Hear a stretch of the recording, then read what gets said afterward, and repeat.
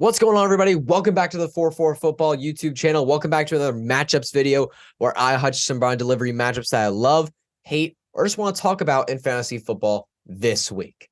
Before I get in this video, I appreciate it if you subscribe to this YouTube channel, click the little notification bell so you'll be notified every single time a new video, podcast, live stream, whatever it is, drops on this YouTube channel. And I appreciate it if you were to check out 44.com, their website, and go to the plans page. On the plans page, you'll see a variety of plans that can give you access to some unbelievably amazing, fantastic bonus content. Use the code YouTube at checkout to get 25% off. That's right. Use the code YouTube, all caps YouTube, to get 25% off whatever plan you choose. So without further ado, let's get right in this matchup video. Remember, this is a video all about matchups I love, hate, or really just want to talk about for fantasy football this week.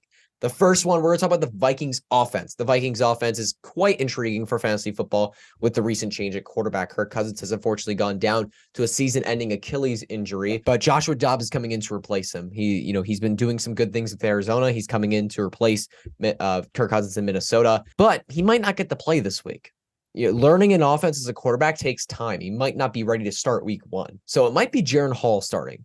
So I'm just going to lay out, if Jaren Hall is starting, you can start Jordan Addison. You can. I think it'd be pretty risky. I would try to find other options if you can. I would treat Jordan Addison as like a wide receiver 3/flex option for this week with a lot of risk because Jaren Hall could go out and put up a serviceable game like we've seen some backup quarterbacks do this year.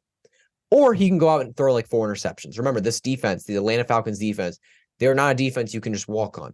They are a pretty formidable defense. They've been doing some good things this year. TJ Hutchinson, I would say don't start him. I would say I'm nervous for him because I am, but the tight end landscape is so bad that I don't think you're going to be able to find a streamer or a guy on your bench that's worth starting over him. The volume's going to be there.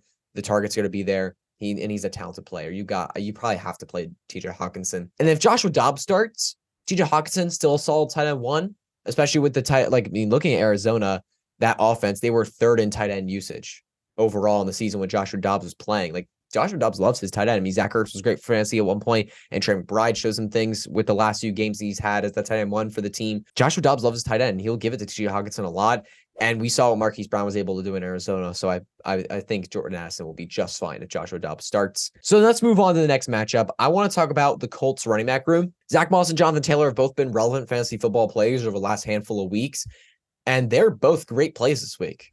It's just how it's been. They're running the ball enough and giving the ball to the running backs enough to a point where both of them can be started in fantasy football, especially this week. They have a matchup with the Carolina Panthers, who are a bottom 3 run defense. In terms of yards given up, fantasy points given up to the position, they're just terrible against the running back room. And sneaky, I think this could be a higher scoring game, to be honest. The Panthers offense has actually been coming through a little bit over the last couple of weeks.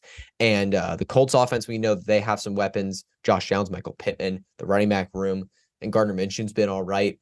And then you have 2 mediocre defenses. It actually could be a sneaky high-scoring game, which leads to the running backs getting a lot more opportunity. So running backs, Colts running backs, Jonathan Taylor, Zach Moss, both can be played. And on the other side of the football, I like Chuba Hubbard this week. I know Miles Sanders only got 2 touches last week, and, we're like, what the heck's going on? Does he get more touches this week? Blah, blah, blah.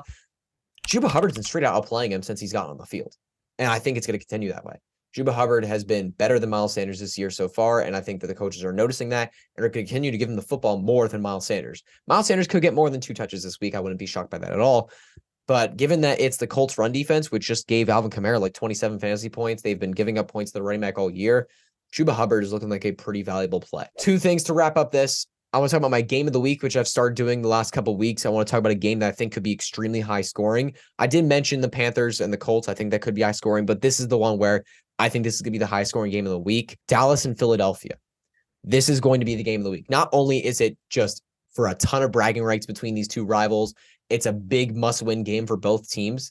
This is a matchup where that could be really, really good for fantasy football because the Dallas offense finally gave CeeDee Lamb the ball last week. And we know the Eagles secondary has been disastrous lately. CeeDee Lamb is going to cook the Eagles. Jake Ferguson is going to cook the Eagles. Like, that's just how it's going to go.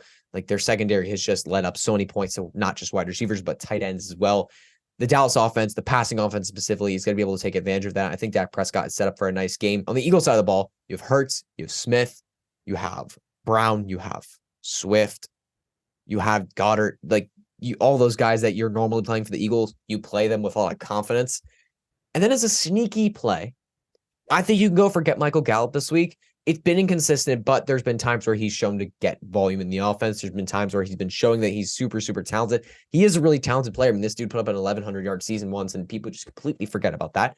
But he did it, and he's done really, really well this year so far. I would hope that he has a good game against Philly. To wrap up the show, my best defensive streams this week. They're both in the same game. This is going to be a disaster of a game.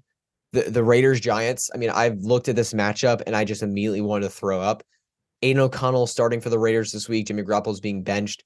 We don't know what the health of Daniel Jones is. We don't know who the quarterback is for the Giants this week. It's going to be disastrous. Like, it's going to be a disaster of a game. I wouldn't be surprised if the game goes under 20 total points. It's just going to be so bad. You're going to see interceptions. You're going to see turnovers. You're going to see not many points up on the board. Both the Raiders and the Giants defenses are able to be streamed this week. All right, but that's going to be it for this video today. Thank you all so much for tuning in. I appreciate if you subscribe to this YouTube channel. Check out the 4-4 website for their plans and follow me on Twitter. I'm at HutchinsonB_FF. We'll see you all next week, early next week. I'm going to be doing a transactions video. See y'all then. Good luck in your fantasy football matchups this week.